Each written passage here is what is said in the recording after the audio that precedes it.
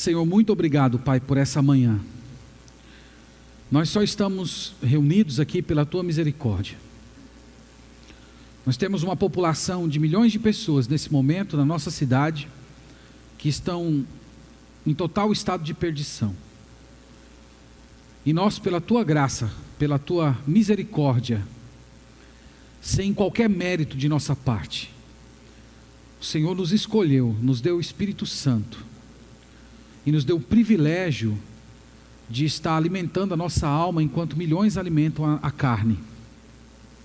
Nós somos gratos por isso e clamamos para que essa mesma misericórdia que um dia nos alcançou também chegue a essas pessoas e elas sejam transformadas, conheçam Cristo e venham estar juntas do Teu povo, celebrando o Teu reino, celebrando o Teu nome e crucificando a carne com todas as suas paixões.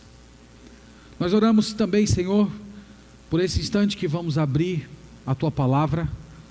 Nós oramos porque nós necessitamos do Espírito Santo para conhecê-la, que não deve ser simplesmente uma atividade intelectual, mas que o Teu Santo Espírito precisa fazer com que as palavras da Escritura tenham sentido para o nosso coração. Só assim, Senhor, a nossa alma terá saúde, e só assim o Teu nome será glorificado. Então nós pedimos que o Senhor faça isso essa manhã, e nós vamos honrar-Te. Livra-nos das distrações, para que todo o nosso coração esteja tão somente voltado para o Senhor e para a Tua glória. No nome de Jesus oramos, amém. Amém. Irmãos, vamos abrir a Bíblia em Romanos capítulo 1.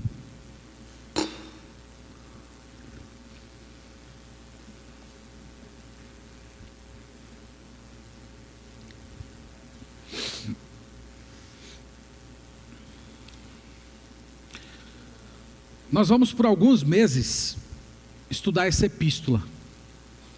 Eu brinquei com vocês semana passada dizendo que Romanos não é fast food, Romanos é um prato Masterchef. Não é aquela sanduichão que você engole de uma vez por todas, né? Romanos é um prato bonito, organizado, cheio de cores e sabores, que você tem que desfrutar aos poucos. Nós falamos que Paulo estava na sua terceira viagem missionária quando escreveu essa carta, ali pelos idos do ano 57, muito provavelmente na cidade de Corinto.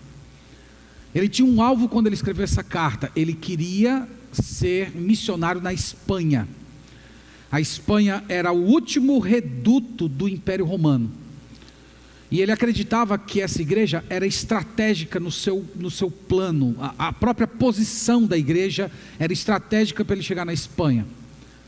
Então ele queria ir a essa igreja, apresentar o evangelho que ele pregava, ter comunhão com aqueles irmãos e depois ser encaminhado por eles como missionário para a Espanha. Ele tinha alguns amigos na igreja de Roma, ele fala isso no final da carta, mas ele não era conhecido de todas as pessoas da igreja, pelo menos não oficialmente. Só para você ter uma ideia de um contexto que está por trás dessa carta, é que havia uma grande comunidade de judeus em Roma, e muitos dessa comunidade judaica tinham uma péssima impressão do apóstolo Paulo. Esses judeus diziam que ele era traidor do judaísmo, que ele tinha negado a Moisés, que ele falava mal do templo, que ele falava mal da circuncisão, orientando os judeus a não circuncidarem os filhos, e ele também dizia que Israel não era mais o povo de Deus. Então essas conversas a respeito do apóstolo Paulo, dessa comunidade judaica, havia também chegado à igreja de Roma, que tinha uma grande concentração de judeus, e é por isso que ele vai desenvolver alguns temas desses assuntos durante a carta, algo que nós vamos ver mais para frente. Então o apóstolo Paulo, ele também está preocupado em esclarecer a esses irmãos que ele não era nada daquilo que estavam falando a respeito dele. Na primeira mensagem, nós vimos no versículo 1 que ele se apresentou como servo, chamado e apóstolo, e depois ele definiu o evangelho que ele prega. Ele disse que esse evangelho é de Deus, Ele disse que esse evangelho é antigo, uma promessa que foi dada ainda na época do Antigo Testamento. Ele falou que esse evangelho diz respeito exclusivamente ao Senhor Jesus Cristo e que ele deve ser obedecido e crido por todas as pessoas. Hoje nós vamos a partir do versículo 8, segundo parágrafo aí, até o versículo 15. E o que nós vamos ver, irmãos, nessa porção? Nós vamos ver o apóstolo Paulo abrindo seu coração. O apóstolo Paulo declarando todo o seu amor pelos irmãos de Roma. Nós vamos ver ele desejoso de estar em comunhão com aqueles irmãos, ele se sentia endividado com aqueles irmãos, ele tinha um amor muito grande por aqueles irmãos que ele não conhecia pessoalmente ainda. Então, onde é que nós queremos chegar com essa meditação hoje? Qual é o nosso objetivo, irmãos? O nosso objetivo é simples, é aprender a amar. Como é que nós amamos a igreja de Cristo? Como é que nós nos tornamos pessoas de coração piedoso? Coração assim, comprometido com Deus, comprometido com o povo de Deus, comprometido com o Evangelho. Como é que nós podemos ter um coração que é unido com cada cristão, até com aqueles que a gente nem conhece pessoalmente?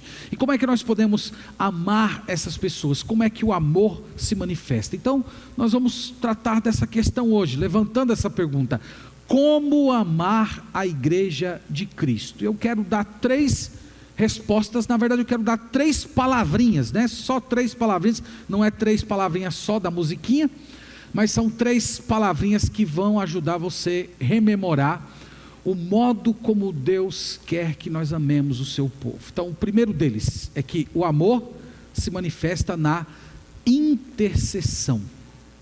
Nós vamos ver que Paulo começa aqui orando pelos irmãos, e é assim que ele mostra o seu amor pelos romanos.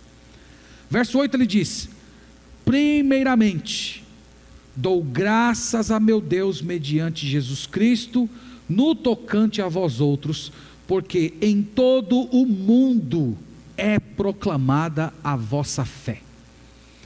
Ele começa com a expressão primeiramente. Primeiramente aqui, irmãos, é para indicar ordem de prioridade. Ele está falando: olha, a primeira coisa que eu faço é dobrar os meus joelhos e agradecer a Deus pela existência de vocês. É interessante isso, irmãos, porque Paulo não era o fundador dessa igreja, Paulo não foi pastor dessa igreja, e mesmo assim ele agradecia muito a Deus pelo crescimento dessa comunidade. Ele diz aqui que a fé dos romanos já havia se espalhado pelo mundo inteiro. Lembra-se que Roma era a capital do império. Pessoas do mundo inteiro viajavam para Roma, e ali naquela cidade, naquela capital, havia uma comunidade de cristãos muito atuantes na evangelização. Então as pessoas chegavam viajando até Roma, ouviam o evangelho e depois voltavam para suas cidades, estabelecendo ali os seus pontos de pregação, igrejas e comunidades cristãs. E Paulo diz: eu dou graças a Deus por isso. Eu dou graças a Deus porque a fé de vocês se espalhou pelo mundo inteiro. E essas notícias foram chegando ao apóstolo Paulo. Olha, tem uma comunidade cristã numa cidade longínqua lá, que foi através do ministério da igreja de Roma. E Paulo ouvia essas coisas, e ele com os seus joelhos dobrados: Senhor, eu agradeço a Ti por aquela igreja. Sabe, irmãos, o que isso ensina a respeito do coração do apóstolo Paulo? É que ele não era aquele tipo de sujeito que via valor apenas nas coisas que ele fazia. Você já conheceu gente assim? Que só acha importante, relevante algo se tiver partido dela. Ele não ficava enciumado porque ele não tinha nenhuma relação direta com aquela obra crescente e expandindo. Eram outros pastores, eram membros de igreja que ele não fundou, era uma expansão que ele não promoveu, mas isso não importava para ele. O importante é que o evangelho estava crescendo, e isso era motivo de gratidão para ele. Às vezes, irmãos, sequer louvamos a Deus pelas bênçãos que Ele já tem dado na nossa vida, quanto mais agradecer pelas bênçãos de Deus na vida de outras pessoas e de ministérios de outras igrejas. Mas esse aqui é o coração piedoso, esse aqui é o coração do apóstolo Paulo. E todos nós precisamos urgentemente desse tipo de coração. Um coração que ama. Um coração que se alegra em ver o progresso do reino de Deus. Perceber que a expansão do reino de Deus é muito mais importante do que o meu umbigo, do que as minhas atividades, do que a minha própria realização. E manifestar alegria nisso. E perceber que onde o Evangelho de Cristo está verdadeiramente sendo pregado, nós temos que nos ajoelhar e agradecer a Deus por isso, porque o Evangelho, ele não é provinciano, ele não é localizado, ele não é um gueto, ele não é autocentrado. Deus usa pessoas diversas, gente culta, gente inculta, gente pobre, gente rica, ministérios diferentes. A graça de Deus, meus irmãos, é cheia de nuances, é cheia de cores. Esse era o coração de Paulo. Eu acho que nós, que somos pastores, deveríamos ter mais esse espírito. Às vezes, a concorrência, rivalidade, ciúme. Às vezes, alguns pastores desenvolvem até um tipo de um ressentimento. Ficam meio amargos ao ver que Deus tem abençoado o ministério de seus colegas. Mas aqui nós temos um exemplo de um pastor piedoso, um pastor santo, que olha a bênção de Deus na vida de igrejas e pastores que ele nem conhece, e ele diz: Senhor, eu agradeço a Ti, eu agradeço. E sabe por que ele tinha esse tipo de coração? O versículo 8 acrescenta, ele diz assim: eu dou graças a meu Deus. Ele tinha, meus irmãos, uma intimidade tão grande com o Senhor, que ele poderia se dirigir ao Deus do universo dessa maneira. Ele é o meu Deus, eu tenho comunhão com Ele, eu tenho comunhão pessoal, comunhão intensa. Deus para ele não era uma divindade estranha, distante, era alguém tão próximo que ele podia dizer assim: é meu. E ele diz assim: eu dou graças a meu Deus mediante Jesus Cristo. Ele só podia chamar Deus de seu, ele só podia olhar para o Criador e dizer: é meu Deus, por causa do Senhor Jesus Cristo, que deu a ele esse benefício.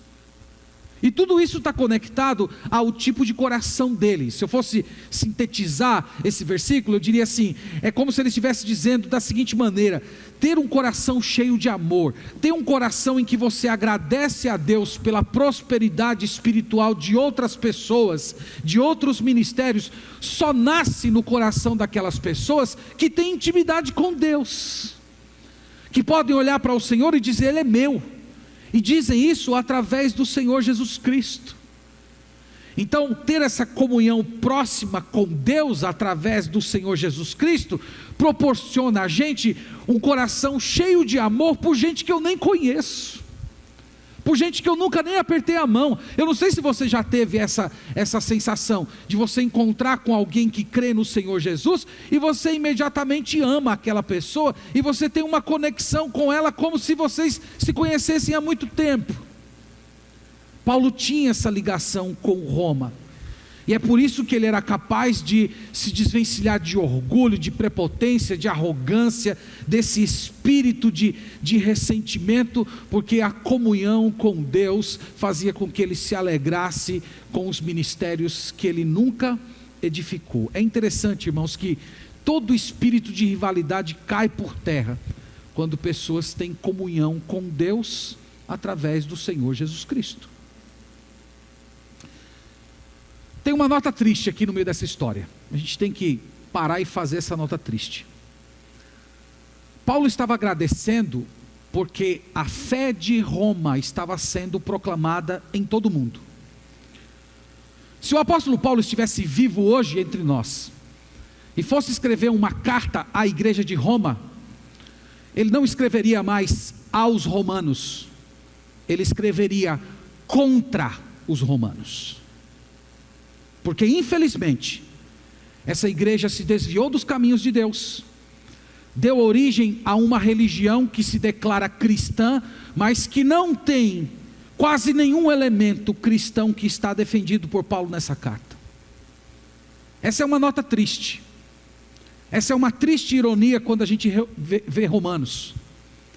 Isso aqui também é uma advertência de que situações podem mudar, que igrejas boas, elogiáveis, igrejas fiéis, elas podem se desviar e apostatar do verdadeiro evangelho. Talvez você conheça alguma igreja assim. Então é uma recordação constante.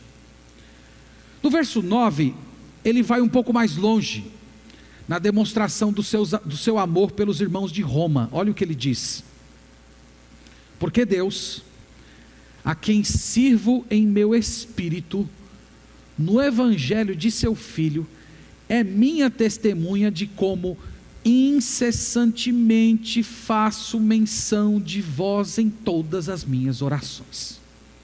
Irmãos, aqui já é demais, né? Aqui já chega a ser constrangedor para a gente. O apóstolo Paulo não diz que apenas agradecia a Deus por Roma. Ele diz: eu oro por vocês todos os dias. Todos os dias vocês estão na minha oração. Intercessão diária. Isso aqui é um coração amoroso. Você já pode até ter se alegrado alguma vez pelas bênçãos de Deus na vida de alguém, pelo desenvolvimento de uma igreja, de um ministério, mas clamar a Deus todos os dias por aquelas ovelhas é bem diferente. Senhor, protege os irmãos de Roma. Senhor, edifica aquela igreja. Senhor, guarda-os do mal. Ajuda-os a serem frutíferos para o teu reino. Ele fazia isso, irmãos. Isso aqui é o coração piedoso, é o coração comprometido com o bem do reino de Deus, é o coração comprometido com o evangelho, feliz com o progresso do reino de Deus, intercessão diária. Isso aqui é o coração do verdadeiro crente em Jesus. E para não deixar dúvidas assim, porque alguns poderiam achar que ele estava falando que isso era um exagero, ele diz assim, porque Deus, a quem sirvo em meu espírito no evangelho de seu Filho, é minha testemunha. Ele chama a Deus como sua testemunha. É como se ele estivesse dizendo: eu não estou bajulando vocês não, eu não estou falando isso para vocês porque eu estou querendo chegar aí e ser bem tratado por vocês e enviado como missionário. Não estou bajulando vocês não, eu chamo Deus como testemunha. Só Deus é que sabia da vida de oração do apóstolo Paulo. É por isso que ele chama a Deus como sua testemunha. E é significativo porque ele não diz só isso em Romanos. Depois você lê Filipenses, você lê Colossenses, Tessalonicenses. O que é que você encontra lá no cabeçalho da carta? Faço orações por vocês todos os dias. Não era bajulação, irmãos. Era um homem de oração. Era um homem que amava o povo de Deus. Era um homem que considerava a atividade mais importante da sua existência ver a causa do evangelho avançando.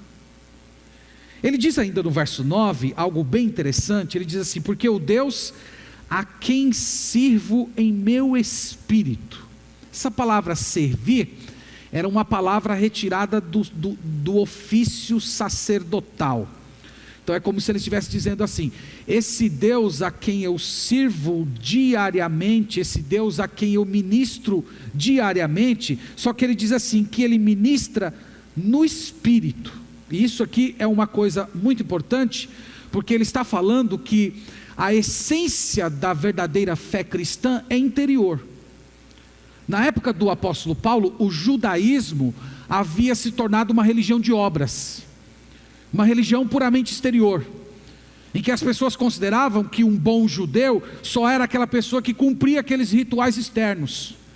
Ou na própria Roma havia as religiões pagãs, que eram cheias de sacrifícios de animais e sacrifícios humanos e doações e esforços que se faziam para agradar as suas divindades. E o apóstolo Paulo, em contraste, ele está dizendo: eu sirvo a Deus em espírito, eu sirvo a Deus no meu interior, eu sirvo a Deus a partir da minha alma.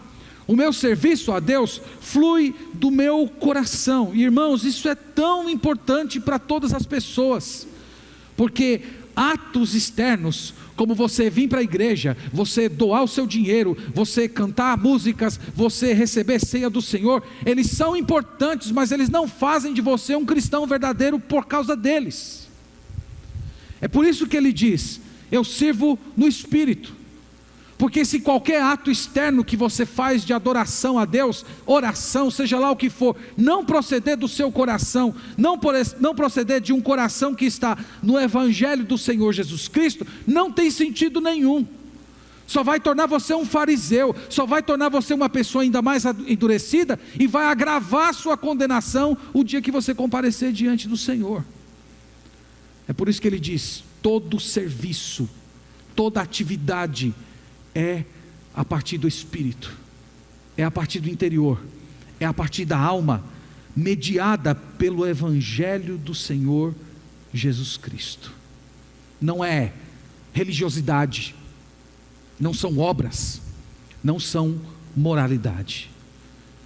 Portanto, meus irmãos, é esse Deus que Paulo chama como sua testemunha para dizer aos irmãos de Roma: eu intercedo por vocês, eu oro por vocês, eu oro por vocês todos os dias. Senhor, obrigado pela vida e pelo ministério da igreja de Roma. Eu disse para vocês que nós iríamos considerar essa manhã a seguinte ideia: como amar? A gente ama através da intercessão, a gente ama através da oração, a gente ama nos comprometendo a clamar ao Senhor, a interceder ao Senhor pelo avanço do reino de Deus, pelo avanço do Evangelho, para que a igreja de Deus cresça, para que a mensagem do Evangelho chegue no mundo inteiro, todas as pessoas conheçam Cristo. Eu pergunto a você: você ama assim? É assim que você ama? Você tem ligações emocionais com pessoas que você nunca conviveu ao ponto de orar por elas?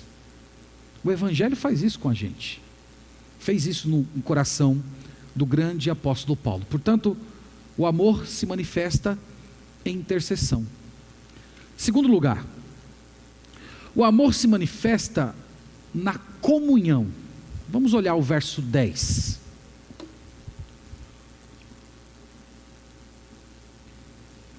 Verso 10 ele diz assim: em todas as minhas orações, suplicando que, em algum tempo, pela vontade de Deus, se me ofereça boa ocasião de visitar-vos. Vocês estão vendo qual era a oração do apóstolo Paulo? A oração do apóstolo Paulo é: Senhor, me ajuda a visitar os irmãos de Roma. Senhor, eu quero estar com eles. Senhor, eu quero conviver com aqueles irmãos. Vocês estão vendo que o amor do apóstolo Paulo não era um amor teórico. Tem algumas pessoas que parece que amam à distância. Diz assim mais ou menos: ó, eu amo você, mas ó, você aqui e eu acolá. Você lá na tua casa e eu na minha casa. Eu amo você, um bloqueando o telefone do outro no celular. O amor do apóstolo Paulo não era assim, era um amor concreto, era um amor real. Era um amor que produzia nele desejo de interação. Você já parou para pensar nisso? Que nós gostamos de estar na companhia das pessoas pelas quais oramos. As pessoas que fazem parte do seu calendáriozinho lá de oração, são as pessoas que você gosta de estar com ela. A Bíblia tem essa relação: amor e comunhão. Você quer perdoar alguém? Comece a orar por essa pessoa. Comece a orar: Senhor, abençoa, Senhor, derrama bênçãos, Senhor, dá graça, Senhor, faz prosperar. Você vai ver, logo logo seu coração começa a mudar, e aquela pessoa, ela já não é mais um estorvo na sua vida. Você já começa a ter desejo de conviver com ela. Na Bíblia existe essa relação. Então Paulo tinha um grande desejo: eu oro todos os dias para estar com vocês. Mas veja que esse desejo dele era um desejo submisso. Ele diz assim no verso 10, olha: em todas as minhas orações, suplicando que, em algum tempo, agora veja essa frase, pela vontade de Deus. Então ele está falando, ó, eu quero estar com vocês, eu estou pedindo a Deus para estar com vocês, mas tudo isso debaixo da vontade de Deus. Paulo conhecia muito bem a soberania de Deus. Paulo sabia que tudo é controlado por Deus e só acontece no momento que Ele estabeleceu. Então é como se ele dissesse assim: eu estou orando, irmãos, da seguinte maneira: Senhor, quando for da tua vontade, por favor, abre uma porta para eu estar com esses irmãos. Eu quero estar com eles. Sabe o que eu acho legal aqui? É porque nós temos um homem cheio de fé, um homem cheio do Espírito Santo, mas que não tinha coragem de arrogantemente dobrar o seu joelho e dizer a Deus assim: eu decreto que mês que vem eu vou para Roma, eu determino que eu vou fazer, que eu vou realizar, que eu vou pregar o Evangelho, eu determino que eu vou evangelizar a Espanha inteira. Não. Ele esperava o tempo de Deus, ele esperava a vontade de Deus. E sabe por que ele era assim, irmãos? Porque ele conhecia o Senhor. Quando você conhece a Deus, você se torna menos arrogante. Quem conhece a Deus não fica dando ordem para Ele. Criatura não dá ordem para criador, vaso não dá ordem para o oleiro, é o oleiro que quebra, que faz o que ele quer. Paulo conhecia muito bem o Senhor, e essa frase, seja feita a tua vontade, quase que repetindo a oração ensinada pelo Senhor Jesus, é o espírito de quem se humilha diante de Deus e sabe da sua grandeza.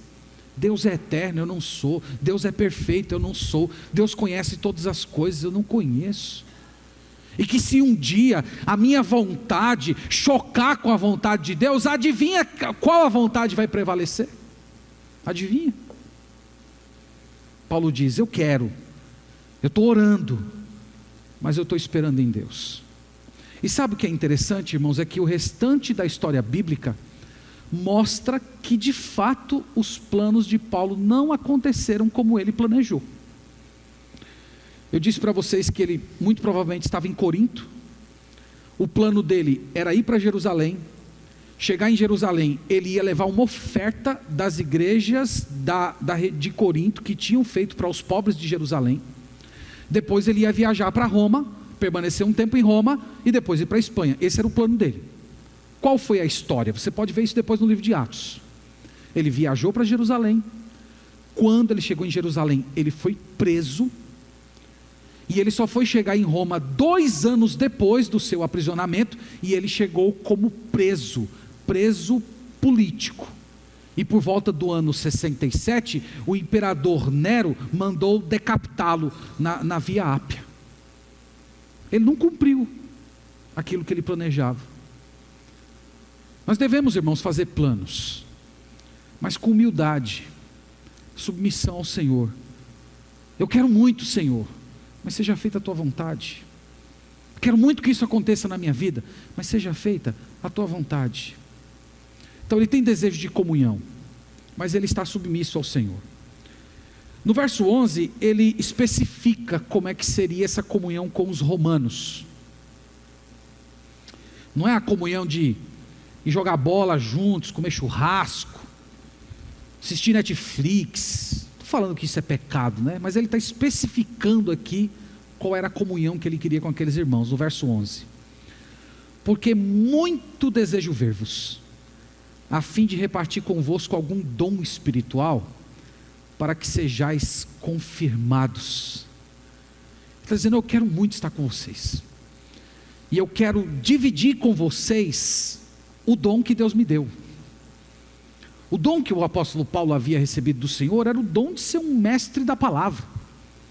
E ele diz: eu quero ir aí, eu quero conversar com vocês, eu quero confirmar a fé de vocês. Essa ideia de confirmar, Paulo está dizendo assim: eu quero ensinar vocês de uma maneira que essas convicções que vocês já têm, elas sejam reafirmadas. E no verso 12, ele faz uma explicaçãozinha aqui para não ser mal compreendido. Ele diz assim, isto é, para que em vossa companhia reciprocamente nos confortemos, por intermédio da fé mútua vossa e minha. Sabe o que ele está dizendo? Eu não quero chegar aí como o mestre, o doutor, o sabe tudo. Eu quero chegar aí e interagir com vocês. Eu quero edificação mútua. Eu quero dividir aquilo que Deus me entregou, eu quero dividir com vocês, e ao mesmo tempo, eu quero ser confortado pela fé de vocês. Irmãos, Embora o apóstolo Paulo fosse um gigante da fé, ele nunca se viu como uma pessoa que nunca pudesse aprender com os outros. Bonito isso. Esse é o grande apóstolo Paulo, o maior escritor do Novo Testamento. Um homem culto, missionário, experimentado, foi ao terceiro céu. E ele se dirige àquela comunidade simples de Roma, ele diz: eu também quero aprender com vocês. Ele não era arrogante. E essa, irmãos, é a base da comunhão, ministração mútua. Você abençoando e sendo abençoado, você entregando para a pessoa, para alguém, para um grupo, aquilo que Deus te deu, e ao mesmo tempo você recebendo essa ministração santa. Esse ambiente, irmãos, de comunhão, em que nós fortalecemos e somos fortalecidos, esse ambiente é fundamental para a maturidade da nossa alma. Nós precisamos desesperadamente disso. Pessoas que não valorizam a comunhão entre irmãos, entre a igreja, perdem esses benefícios.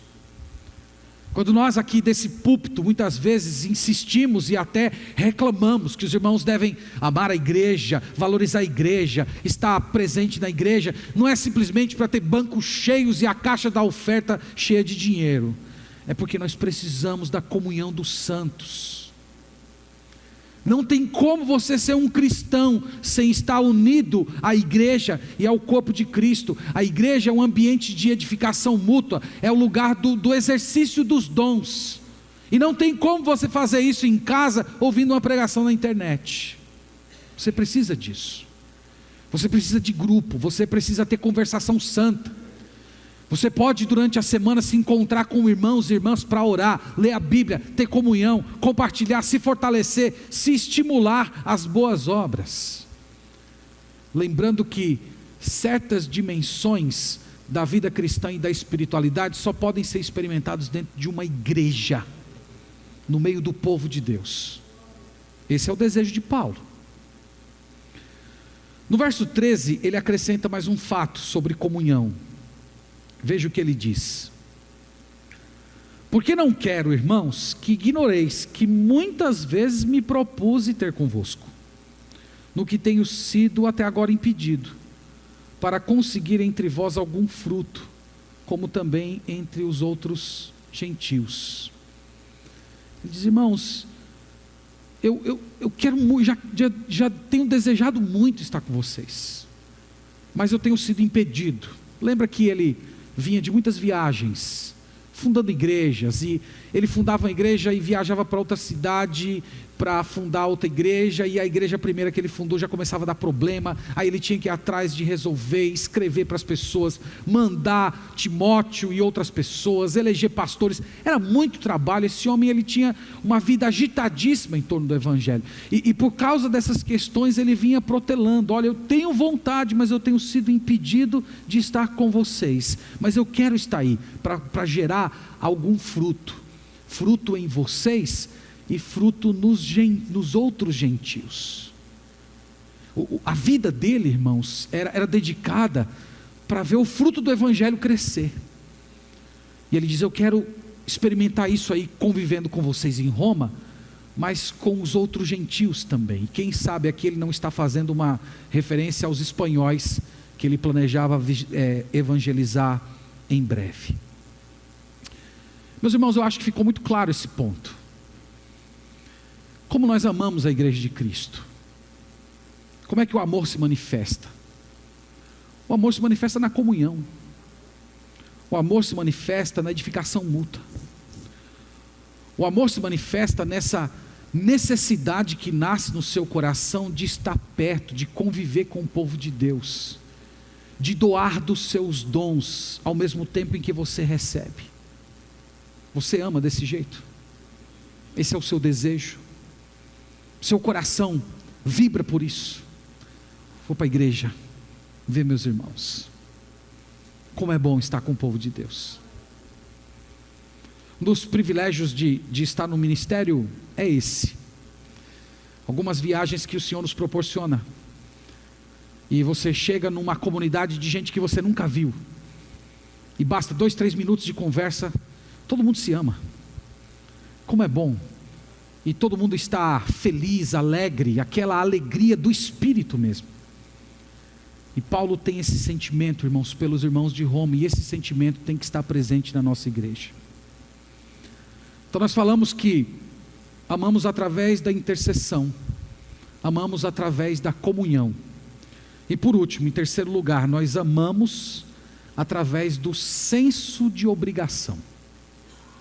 Verso 14 e verso 15, vamos ler esses 2 versos. Pois sou devedor, tanto a gregos como a bárbaros, tanto a sábios como a ignorantes.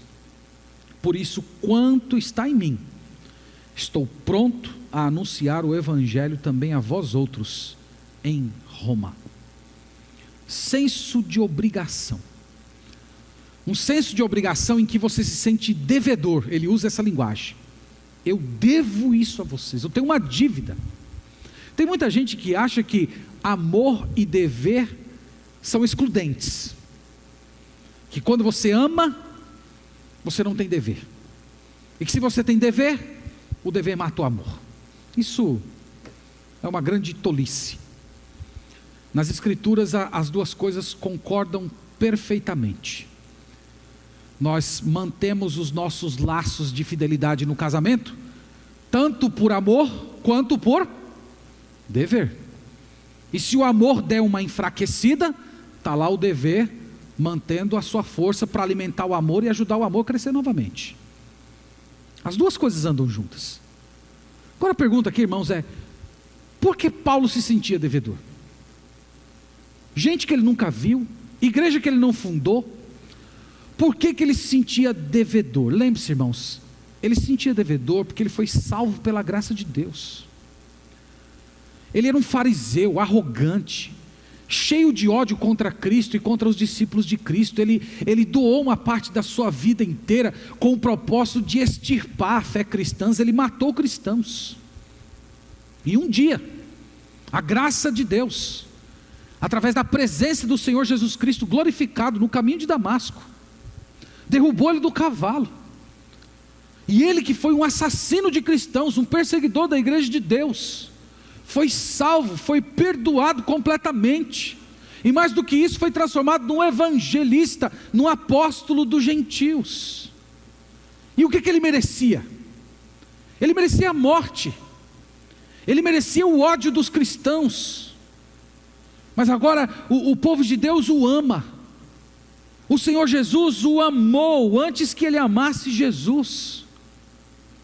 Irmãos, quando nós sabemos e sentimos o amor de Deus por nós, isso impõe a gente um sentimento de que nós temos dívida com as outras pessoas. Entende o que eu estou falando?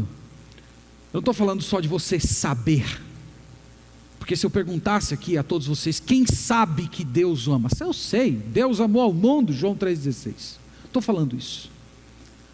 Não é só saber, é sentir.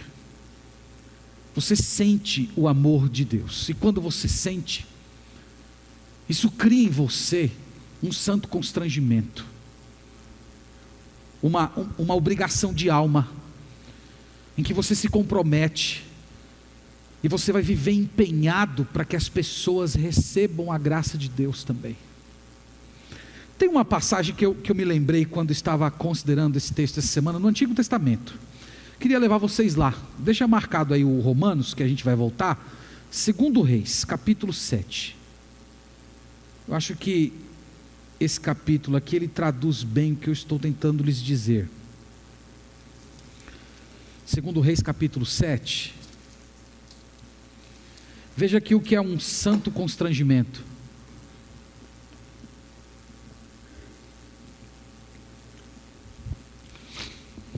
Só para vocês saberem o que estava acontecendo, 2 Reis capítulo 7, um rei sírio chamado Ben-Hadad, ele havia cercado a cidade de Samaria. Então, por causa desse cerco, não entrava e saía mais alimentos, a cidade toda começou a ter escassez. E chegou o ponto de mulheres estarem matando seus filhos para ter o que comer. E lá tinha 4 leprosos.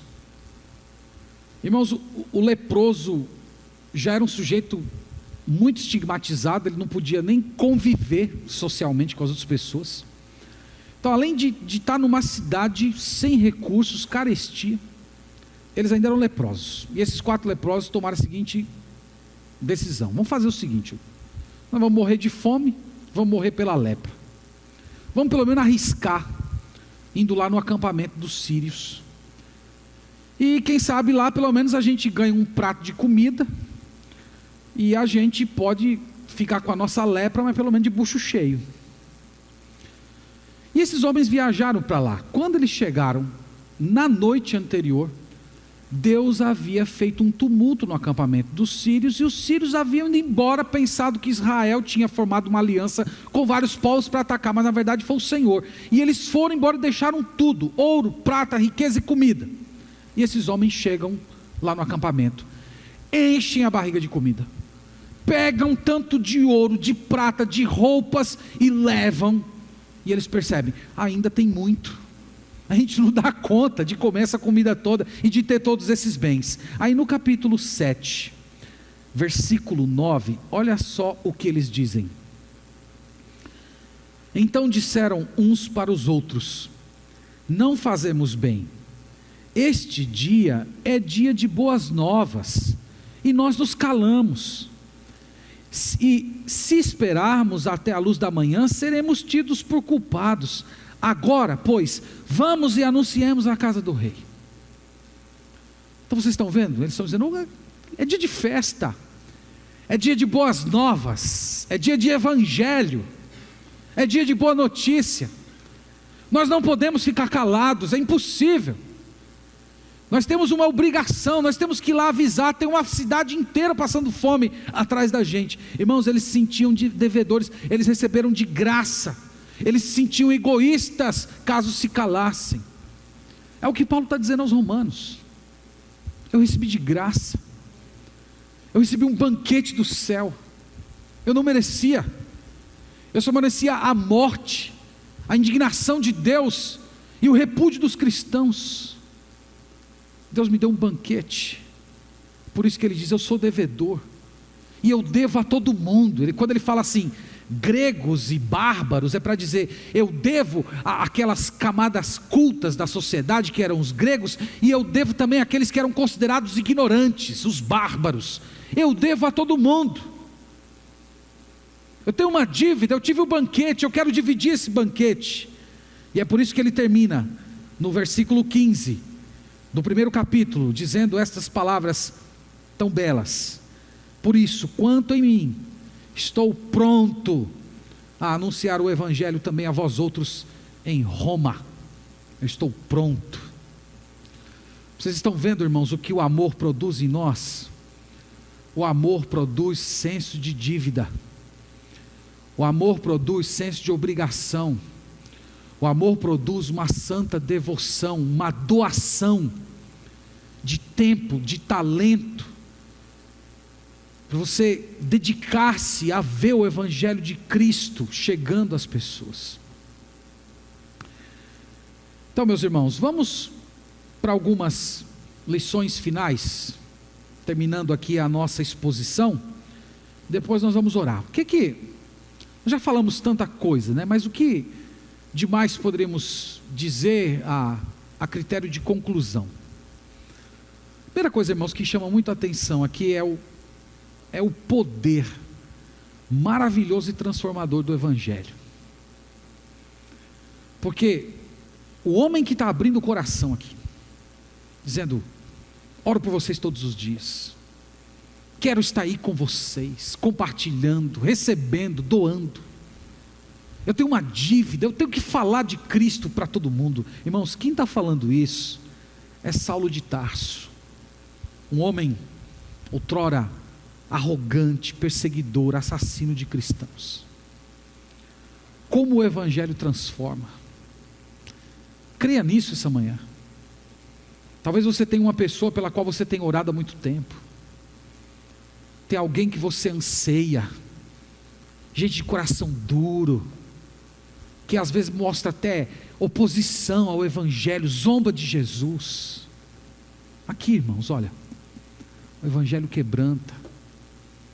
O Evangelho é todo poderoso para quebrantar o seu coração também. Esse seu coração ensimesmado, em que todo o objeto do seu amor é você mesmo, suas realizações, suas roupas, seu dinheiro, sua carreira, sua casa. O amor de Deus manifestado no Evangelho quebra tudo isso na gente. Não é mais eu, são os outros. Não é mais a minha necessidade, são as necessidades dos meus irmãos.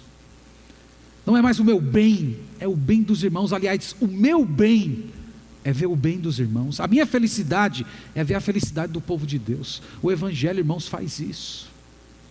Vai até Jesus Cristo para você ser transformado dessa maneira. Em segundo lugar, irmãos, eu diria que nós aprendemos aqui o que é uma vida espiritual, uma vida piedosa.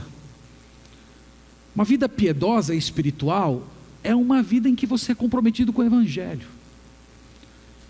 Eu quero dizer a você que Paulo tinha esse coração aqui, não é porque ele era apóstolo. Tem muita gente que acredita que é a função que confere à pessoa esse tipo de despojamento. Negativo. Você dá uma função para quem não tem esse tipo de despojamento, é uma coisa destruidora. Você cria um monstro. Paulo, se ele fosse um carpinteiro, um lavrador, ou tivesse a sua profissão como era a sua profissão de fazedor de tendas, ele teria esse mesmo coração, pulsante por servir a Deus. Quero honrar o Senhor, eu quero espalhar o Evangelho, eu quero ser edificado, eu quero edificar pessoas, eu quero ter comunhão com o povo de Deus, eu tenho uma dívida com todo mundo. Esse é o coração piedoso. E ele não depende de cargo, ele não depende de posição, ele não depende de reconhecimento. Quando o Espírito Santo de Deus te chamou, ele já te colocou nessa posição, ele já te deu espiritualmente todos esses recursos. Então hoje, nessa manhã, pense se sua vida é assim. Pense se você tem esse tipo de coração, interessado nos outros, em que você está buscando os outros, orando pelos outros, abençoando vidas. Isso aqui é o retrato, irmãos, da vida piedosa, e nós não podemos parar de orar, e nós não podemos descansar enquanto isso não acontecer com a gente. Terceiro lugar, nós precisamos permanecer em comunhão. Nós precisamos de igreja. Nós precisamos de família espiritual. Nós precisamos criar ocasiões em que nós nos estimulemos às boas obras. Você precisa de comunhão cristã. Você precisa cercar-se de conversação santa. Você precisa de irmãos para você orar, para você abrir o seu coração, para você ouvir o coração dos outros sendo abertos, para você ser estimulado. A igreja é um corpo, irmãos, a igreja é um organismo vivo. Todos nós estamos unidos uns com os outros e todos com o Senhor. Então você valorize, busque comunhão, procure, se aproxime de pessoas. Não resuma a sua convivência e comunhão cristã apenas aos nossos cultos. Há muitas ocasiões em que você pode interagir com o povo de Deus. Quarto lugar, pregar o Evangelho é uma santa obrigação. Pregar o Evangelho, e aqui eu estou usando duas palavras que parecem se contradizer, mas não são contraditórias. Pregar o Evangelho é um dever amoroso. Amor e dever devem permanecer juntos. Você que está aqui hoje de manhã, você já teve acesso ao banquete. Você já se fartou dele. Você está cheio. Tem comida sobrando. Tem recursos que podem ser espalhados para o mundo inteiro. Saciar a fome e a sede espiritual do mundo inteiro. por que que você está mantendo-se calado?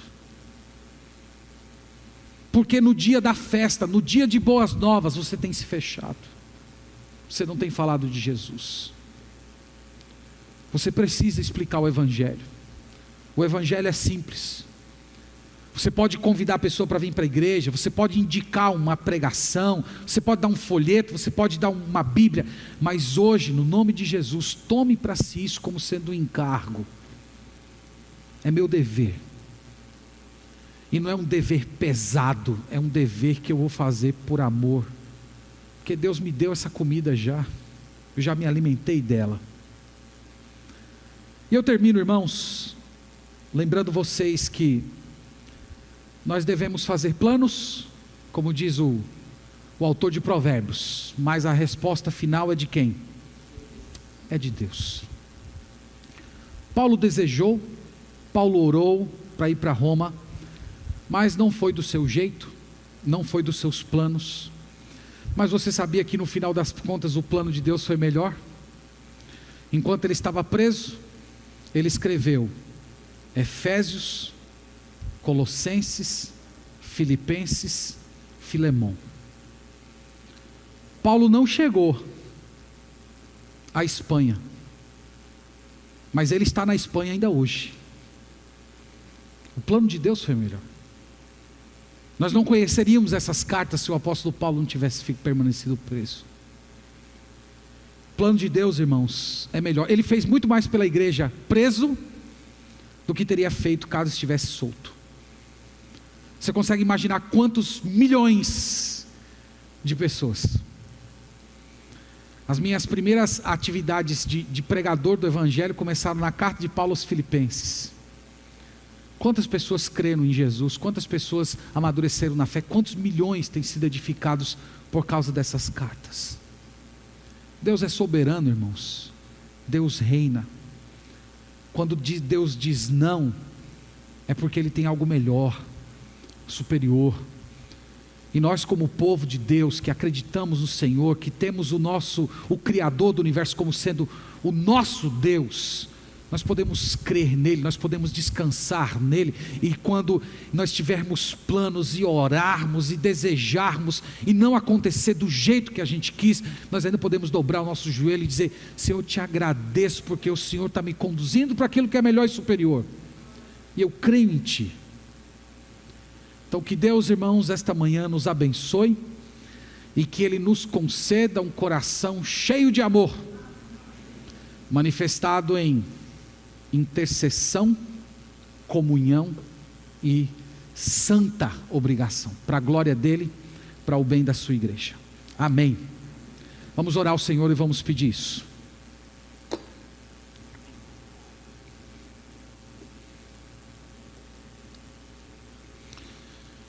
Te agradecemos, ó Pai, pela Tua palavra. Senhor, nós precisamos aprender a amar. Os nossos sentimentos são distorcidos, a nossa visão de amor também é distorcida, e nós chegamos hoje, Senhor, constrangidos, ao ver o amor no coração desse apóstolo. Nós percebemos o quão distante estamos de ser aquilo que deveríamos ser em Cristo Jesus. Nós confessamos ao Senhor o nosso pecado de indiferença. Nós confessamos ao Senhor que oramos pouco e que tantas vezes as nossas orações são egoístas e autocentradas, em desejos egoístas que nada tem a ver com a expansão do Evangelho. Que nós oramos apenas por pessoas e situações que nos fazem bem. Nós também confessamos ao Senhor o nosso pecado de isolamento, que nós não temos buscado a comunhão dos santos, que nós não temos procurado a santa conversação, a convivência espiritual. Nós nos distraímos com coisas tolas, fúteis, e deixamos, ó Deus, esse privilégio da edificação mútua em último plano. Nós negligenciamos a oração, a comunhão com os irmãos, a ida à igreja, o compromisso contigo. Nós confessamos também ao Senhor o fato de que não temos pregado o Evangelho como uma obrigação amorosa. Nós temos nos calado no dia da festa. Nós temos, ó Deus, feito e prejudicado que muitas pessoas cheguem ao banquete. Perdoa-nos, Senhor, por estas coisas. Perdoa-nos esses pecados. Nós clamamos ao Senhor através do Evangelho de Cristo e confiados no poder do Espírito Santo, que o Senhor nos encha de amor, desse amor que lemos hoje no coração do apóstolo Paulo, um amor marcado por oração, por intercessão, um amor que busca comunhão, que se manifesta em aprimoramento espiritual, um amor também que se manifesta no dever de estar com o Senhor e com os irmãos e pregar o Evangelho. Ajude-nos, Senhor, a ser esse tipo de igreja. Ajude a nossa igreja para que nós sejamos como Roma foi nesse momento, uma igreja santa, atuante, uma igreja que propaga o Evangelho pelo mundo inteiro. Faz isso no nosso meio, Senhor, teu nome será glorificado. É a nossa oração a Ti nesse dia, no nome de Jesus. Amém.